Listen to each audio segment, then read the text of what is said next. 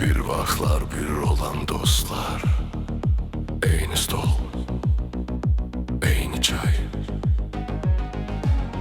ucuz sigaret, büyük istekler, yeter pay.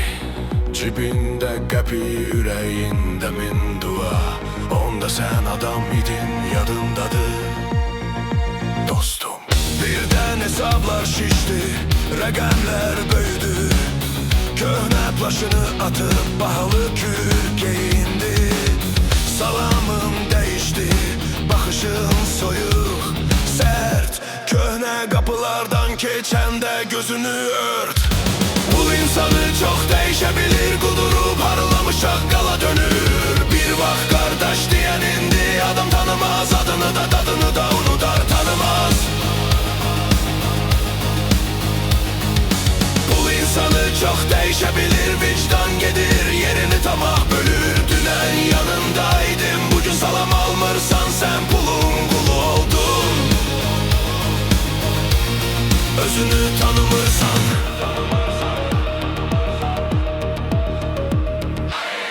Küçede köhne dostum el eledi, geçtin tez telefon kulağında, işteyem yalan söz.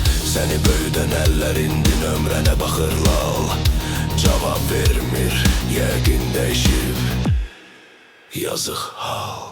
Anam dua içinde, kapıda saatlarla, seni sevaxtım yoktu deyip kaçırsan havalarla.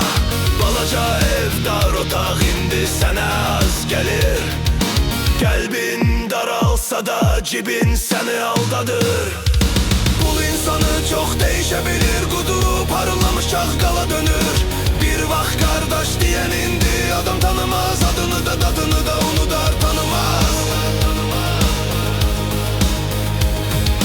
Bul insanı çok değişebilir, vicdan gedir, yerini tamah bölür. Dünen yanındaydım, bugün salam almırsan sen pulun kulu oldun. Özünü tanımırsan.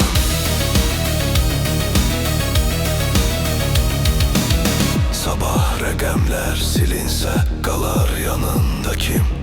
Bu süfrədə yemeğin soyusa sorsan adın kim? Cib boşalanda görərsən neçə üz düşəcək. Həmin çakkal tek kalanda ürəyi parçalanacaq. Bul insanı çok değişebilir, kudurup parlamış çakkala dönür. Bir bak kardeş diyen indi, adam tanımaz, adını da tadını da unutar, tanımaz. Bul insanı çok değişebilir, vicdan gedir, yerini tamam